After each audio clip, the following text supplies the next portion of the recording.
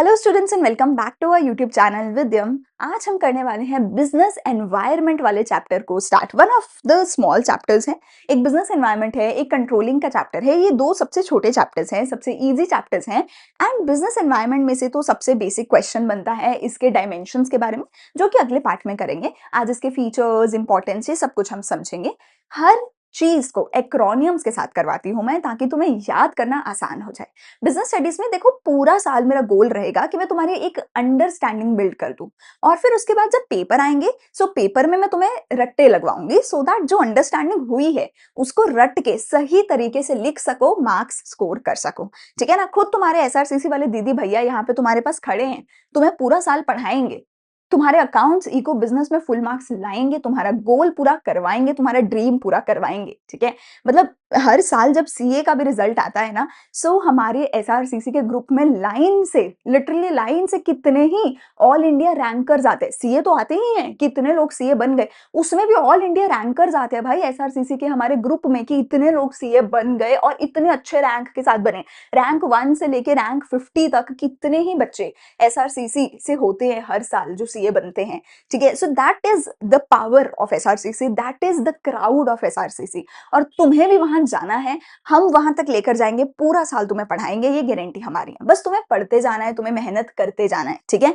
चलो, इसी प्रॉमिस के साथ अपने कमेंट सेक्शन में अटेंडेंस लगा देना। प्रॉमिस करना कि पूरा साल मेहनत करोगे, कहीं भी डिसिप्लिन की, फोकस की कमी नहीं आने दोगे। मेहनत हम भी करेंगे, कंटेंट हम देंगे, पर तुम्हें मेहनत अपने साथ में करनी है। एंड आ जाओ, इसी प्रॉमिस के साथ शुरू करते हैं हमारा लेक्चर आज का बिजनेस एनवायरनमेंट का।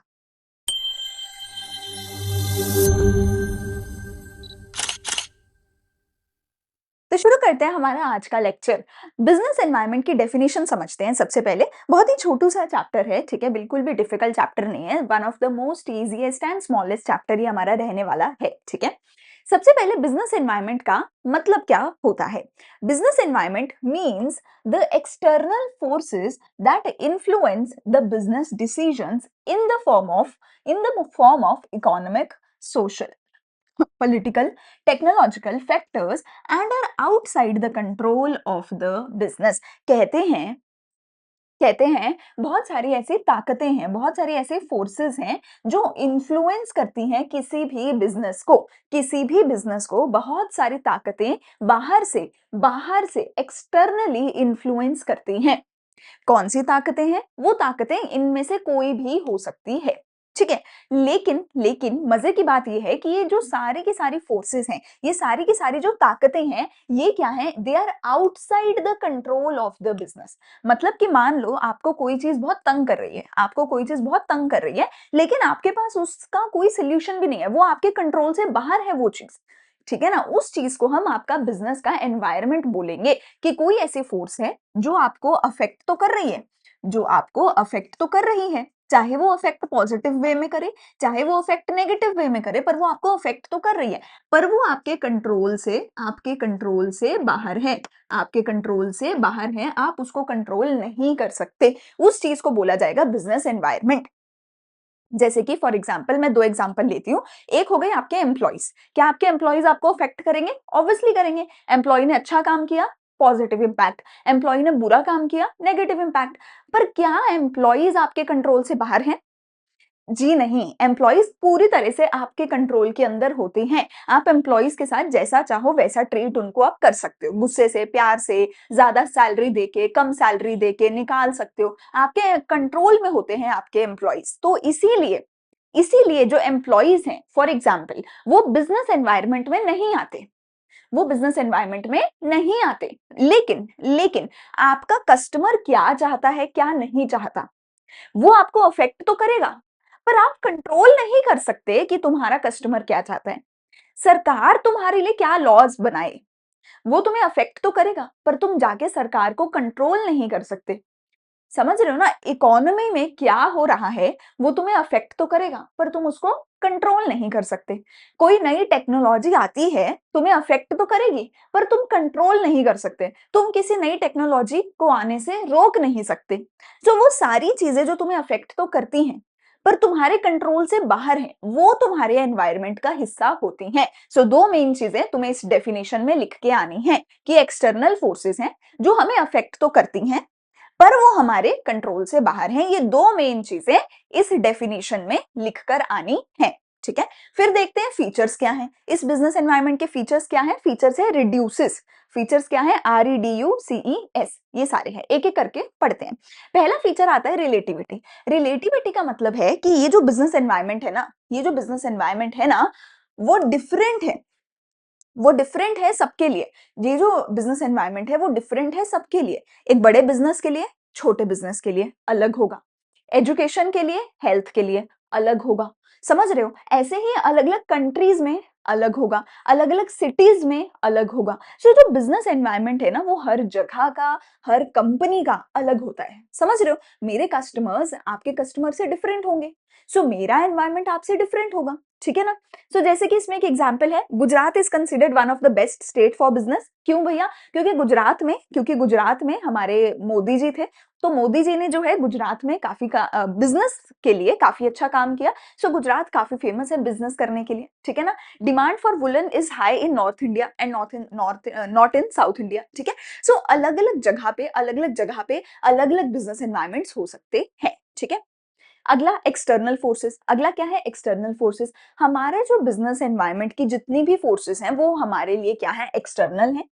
जैसे मैंने बोला जो एम्प्लॉइज हैं वो एक्सटर्नल नहीं है, वो इंटरनल है, तो एम्प्लॉइज इसमें नहीं आते। पर वो सारी चीजें जो एक्सटर्नल है वो इसमें आती हैं। ठीक है? और ये सारी चीजें हमारे लिए थ्रेट भी हो सकती हैं, मतलब हमें नेगेटिव इंपैक्ट भी कर सकती हैं। ये हमारे लिए अपॉर्चुनिटी भी हो सकती है, मतलब ये हमारे ऊपर पॉजिटिव इंपैक्ट भी ला सकती हैं। ठीक है ना? जैसे कि थ्रेट क्या हो सकता है कि भैया हमें लग रहा है स्कूटर की डिमांड फॉल हो रही है, अपॉर्चुनिटी क्या हो रही है कि बाइक्स की डिमांड इंक्रीज हो रही है। सो बिजनेस एनवायरनमेंट हमारे लिए थ्रेट भी लेके आता है और अपॉर्चुनिटी भी लेके आता है। ठीक है? अगला बिजनेस एनवायरनमेंट डायनामिक है। डायनामिक मतलब ये टाइम टू टाइम बदलता रहता है, ये टाइम टू टाइम बदलता रहता है हमारा बिजनेस एनवायरनमेंट। जैसे कि हमने देखा ना कि जब जब जियो आया जब जियो आया, ठीक है, तुम सबको पता ही होगा जियो है ना, रिलायंस का। उस टाइम पे दो तीन बड़ी बड़ी कंपनीज होती थी, एयरटेल थी, वोडाफोन थी, आइडिया थी। लेकिन जैसे ही जियो ने आके सब कुछ फ्री में कर दिया ना, तो वोडाफोन और आइडिया, ये दोनों कंपनीज भैया वहां पे हार गई, जियो के सामने टिक नहीं पाई। पर एयरटेल ने समहाउ खुद को टिका लिया, समहाउ एयरटेल बच गया। ठीक है? सो बड़े बड़े चेंजेस जो है बिजनेस एनवायरनमेंट में आते रहते हैं। दिनों दिन में वोडाफोन आइडिया का जो बिजनेस था वो काफी ज्यादा ठप हो गया था, काफी ज्यादा। ठीक है? क्यों? क्योंकि एक बहुत बड़ा कॉम्पिटिटर आया था, एक बहुत बड़ा कॉम्पिटिटर आया था। So time to time business environment बदलता रहता है, बदलता रहता है। जैसे कि कंज्यूमर की प्रेफरेंस है, पहले हम फेसबुक यूज करते थे, अब हम इंस्टाग्राम यूज करते हैं, अब आप स्नैपचैट यूज करते हैं। ऐसे ही कल को कुछ और आ जाएगा, ट्विटर आ गया है, अब आप लोग टेलीग्राम बहुत यूज करते हो। ठीक है? सो टाइम टू टाइम सब बदलता रहता है, नए कॉम्पिटिटर्स आते हैं, नई टेक्नोलॉजी आती है, जिसके साथ साथ एनवायरमेंट भी, बिजनेस एनवायरमेंट भी बदलता है। अनसर्टेन है, कोई नहीं बता सकता कि बिजनेस एनवायरनमेंट में क्या होगा। कुछ एक जो महारथी हैं वो थोड़ा प्रिडिक्ट कर सकते हैं कि मेरे हिसाब से ऐसा होना चाहिए, पर गारंटी के साथ भगवान के अलावा किसी को नहीं पता कि बिजनेस एनवायरनमेंट में कब क्या कैसे होने वाला है। कोविड भी आ रहा था, कुछ महारथी प्रिडिक्ट कर सकते थे कि ऐसा होगा, पर गारंटी के साथ कोई नहीं बता सकता था कब आएगा, कितना आएगा, कब जाएगा, क्या होगा। Right? So business environment is totally uncertain, मतलब हमें नहीं पता। अनसर्टेन का मतलब IDK, आई डोंट नो कि फ्यूचर में क्या होगा। हम प्रिडिक्ट कर सकते हैं, गारंटी भगवान को ही है और किसी को नहीं पता कि क्या होगा। ठीक है? बिजनेस एनवायरनमेंट बहुत कॉम्प्लेक्स है, बिजनेस एनवायरनमेंट बहुत कॉम्प्लेक्स है। मतलब जैसा मैंने बोला कि बिजनेस एनवायरनमेंट में इकोनॉमी भी आएगी, सोसाइटी भी आएगी, लॉज भी आएंगे, टेक्नोलॉजी भी आएगी, बहुत सारी चीजें आएंगी। इन सभी चीजों को एक एक करके पढ़ना और बोलना कि भाई इसमें क्या होगा, इसमें क्या होगा, वो सब कुछ बहुत ज्यादा डिफिकल्ट है। वो सब कुछ बहुत ज्यादा डिफिकल्ट है। Environment is easier to understand in parts but difficult to understand as a whole. अगर मैं ओवरऑल पूरे लेवल पे सब कुछ साथ में पढ़ना चाहूँ तो बहुत मुश्किल है। अगर मैं एक एक करके पढ़ूं कि अच्छा इकोनॉमी में ऐसा है, सोसाइटी में ऐसा है, लॉ में ऐसा है, टेक्नोलॉजी में ऐसा है, तो वो समवॉट बेटर होगा। पर मैं एक साथ पढ़ने जाऊंगी तो मुश्किल होगा। क्यों? क्योंकि मुझे ये भी समझना होगा कि इकोनॉमी की वजह से सोसाइटी पे क्या इम्पैक्ट हुआ, टेक्नोलॉजी की वजह से लॉज पे क्या इम्पैक्ट हुआ, इनका आपस में भी कनेक्शन समझना है। सो बहुत मुश्किल है इन सबके इम्पैक्ट को समझना बहुत मुश्किल है एनवायरनमेंट को समझना। It is easier to understand the fall in demand but difficult to explain the reason कि कस्टमर का टेस्ट चेंज हुआ, कंपटीशन आया, प्राइस क्या हुआ। इन सबको समझना, प्रिडिक्ट करना, अंडरस्टैंड करना, इनका इम्पैक्ट समझना, इट्स वेरी डिफिकल्ट। ठीक है। इंटर रिलेटेड मतलब दूसरी चीज कि ये सारे आपस में इंटर रिलेटेड भी हैं। इसका इम्पैक्ट इस पे होगा, इसका इस पे होगा, इसका इस पे होगा, इसका फिर इस पे होगा। इन सब का आपस में एक दूसरे पे बहुत ज्यादा इम्पैक्ट होगा। सो ये सारे के सारे आपस में बहुत ज्यादा इंटर रिलेटेड हैं। ठीक है। दूसरी चीज आती है स्पेसिफिक एंड जनरल फोर्सेस। बेटा कुछ चीजें स्पेसिफिक होंगी, जैसे कि एग्जाम सीजन आता है तो हमारी डिमांड बढ़ती है। जून की छुट्टियों में बच्चे पढ़ाई नहीं करते तो हमारी डिमांड वीडियोस की कम होती है, राइट। लेकिन इसका इम्पैक्ट सिर्फ एक टीचर पे पड़ेगा। इसका इम्पैक्ट हेल्थ में या किसी दूसरी चीज पे नहीं पड़ेगा। फूड आइटम्स पे फॉर एग्जांपल शायद इसका इम्पैक्ट नहीं पड़ेगा कि कब समर हॉलीडेज है, कब मेरी एग्जाम सीजन है, उसका इम्पैक्ट टीचर पे पड़ेगा, फूड आइटम्स पे नहीं पड़ेगा। समझ रहे हो, समझ रहे हो। तो इसको बोला जाता है एक स्पेसिफिक फोर्स। इसको क्या बोला जाता है? एक स्पेसिफिक फोर्स। वेयर एज कुछ चीजें जैसे कि हमारा हो सकता है कोविड। अब कोविड आया तो कोविड सिर्फ एक इंडस्ट्री के लिए नहीं आया, वो सबके लिए आया। उसने ओवरऑल पूरे धंधे को ठप करके रख दिया, ओवरऑल हर इंडस्ट्री को ठप करके रख दिया। तो उसका इम्पैक्ट हर इंडस्ट्री पे पड़ा, उसको बोला जाएगा जनरल फोर्स। सो जो भी फोर्सेस सिर्फ मेरी इंडस्ट्री के लिए स्पेसिफिक है उसको बोला जाता है स्पेसिफिक फोर्स, जो सिर्फ मेरी इंडस्ट्री को अफेक्ट करे। जैसे कि मेरे कस्टमर्स की डिमांड है ना, सरकार ने मेरी इंडस्ट्री के लिए जो लॉ बनाया, मेरी इंडस्ट्री में मनी प्राइसेस अगर ऊपर नीचे हुए, कॉस्ट ऊपर नीचे हुई, वो मुझे इंपैक्ट करेगा। बट कोविड आया तो वो इन जनरल सबको इंपैक्ट करेगा, वो सिर्फ मेरे लिए स्पेसिफिक नहीं है। तो बिजनेस एनवायरनमेंट स्पेसिफिक फोर्सेस के साथ भी होता है। बिजनेस एनवायरनमेंट में स्पेसिफिक फोर्सेस भी होती हैं, जनरल फोर्सेस भी होती हैं। ओके जी।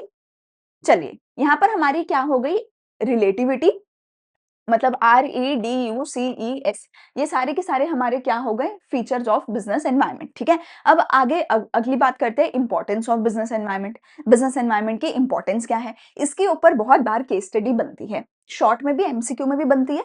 ठीक है। बड़ी केस स्टडी भी बन सकती है कि कौन सी इंपॉर्टेंस की बात हो रही है ना, 2 या 3 पॉइंट ढूंढ के बताओ, ऐसे इस पे बनती है।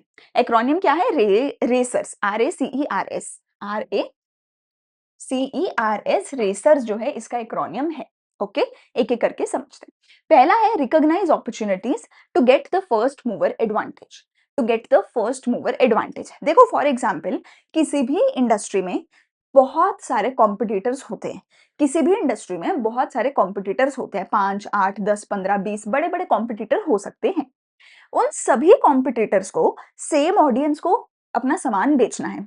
उनमें से जिसने पहले समझ लिया कि भैया इस चीज की डिमांड बढ़ने वाली है, वो बंदा पहले ही फायदा उठा जाएगा, पहले ही अपना जो है प्रोडक्ट लॉन्च कर देगा, प्रोडक्ट बेच देगा, तो सारे कस्टमर को वो खींच के ले जाएगा। सो कहते हैं कि अगर आप बिजनेस एनवायरनमेंट की स्टडी कर लो, अगर आप बिजनेस एनवायरनमेंट की स्टडी कर लो तो आप पहले ही प्रिडिक्ट कर लोगे कि मार्केट में क्या होने वाला है, उसके अकॉर्डिंग पहले ही अपनी गुड्स या सर्विसेज को लॉन्च कर दोगे और पहले ही सारे कस्टमर अट्रैक्ट करके ले जाओगे। तो बिजनेस एनवायरनमेंट स्टडी करने पे आपको पता चल जाता है कि क्या क्या अपॉर्चुनिटी आने वाली है, और आप पहले ही फर्स्ट मूवर एडवांटेज ले जाते हैं और इसकी वजह से आप अपने कॉम्पिटिटर से आगे निकल सकते हो, उनके कस्टमर को भी अपना कस्टमर बना सकते हो। जैसे कि बहुत सिंपल बात है कि अगर लेट्स से अगर जब CUET आया तो वो एक नई चीज आई थी मार्केट में, तो जिसने पहले ही समझ लिया था कि CUET आने वाला है, जिसने सबसे पहले कोर्स लॉन्च कर दिया, वो सारे बच्चे ले जाएगा। ठीक है ना, that way. Okay. So early identification helps to compete with the competitors। ठीक है जी। जैसे कि Maruti Suzuki became the leader of the car market because it was the first to recognize the need for small cars in India। ठीक है, ठीक है। अगला है असिस्ट इन इमेज बिल्डिंग। आप अपनी इमेज जैसी चाहो वैसी बना सकते हो। जैसे कि जब कोक को समझ आया कि अब तो लोग ना हेल्थ कॉन्शियस हो रहे हैं, वो साथ के साथ अपनी डाइट कोक निकाल लाया, साथ के साथ साथ उसने डाइट कोक निकाल दी, उसने नाम ही रख दिया डाइट, कि जो लोग डाइट पे हैं वो ये पी सकते हैं। ठीक है ना। सो आपकी इमेज आप ऐसी बना रहे हैं कि जो भी बंदा डाइट पे है वो इसको जरूर पिएगा। समझ रहे हो। ठीक है जी? तो आप अपने हिसाब की इमेज बना सकते हो। अगला है coping with rapid changes. Totally environment जो है हमारा डायनामिक है, ये हमने अभी पढ़ा। डायनामिक एनवायरनमेंट में जैसे ही कोई चेंज आता है, जैसे कि जब जियो आया था, मैंने बताया ना कि वोडाफोन और आइडिया उसके बाद ठप हो गए। ठीक है ना? तो वो चेंज के साथ लड़ नहीं पाए, वो चेंज के साथ लड़ नहीं पाए, पर एयरटेल ने चेंज के साथ लड़ाई कर ली क्योंकि उसने बिज़नेस एनवायरनमेंट को समझा, उसके अकॉर्डिंग एक्ट किया, तो एयरटेल ने उस पूरी प्रॉब्लम को मतलब वो उस टाइम पे खुद को सर्वाइव कर पाया, ठीक है ना? तो जब भी कोई ऐसे बहुत बड़ा चेंज आता है, जब भी कोई बहुत बड़ा चेंज आता है, उस चेंज से लड़ने के लिए आपको तैयार रहना होगा। तैयार रहना होगा और तैयार कैसे रह सकते हो? बिज़नेस एनवायरनमेंट की स्टडी करके ही आप चेंजेस के साथ लड़ाई करने के लिए रेडी रह पाओगे, वरना आप नहीं रह पाओगे, वरना वोडाफोन और आइडिया की तरह तुम्हारा बिज़नेस ठप हो सकता है। ठीक है जी? ठीक है जी? All the size and all the type of enterprise are facing dynamic environment. ठीक है?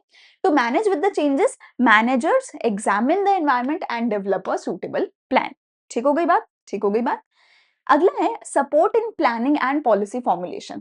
आपके अगर अपने बिजनेस के लिए प्लान बनाना है, बिजनेस के लिए पॉलिसी बनानी है, then you need to understand your business environment. अगर बिजनेस एनवायरनमेंट को नहीं समझोगे तो एक्यूरेट प्लान्स और पॉलिसीज नहीं बना पाओगे। अगर बिजनेस एनवायरनमेंट को नहीं समझोगे तो एक्यूरेट प्लान एंड पॉलिसी नहीं बना पाओगे। और जब भी कोई भी प्लान बनाना है, कोई भी पॉलिसी बनानी है, तो सबसे पहले बिजनेस एनवायरनमेंट को समझना ही पड़ेगा। सबसे पहला स्टेप ही ये होता है कि तुम्हें अपने एनवायरनमेंट को समझना पड़ेगा, उसी के अकॉर्डिंग गोल बनाओगे और फिर उस गोल को पूरा करने के लिए सारे प्लान बनाओगे।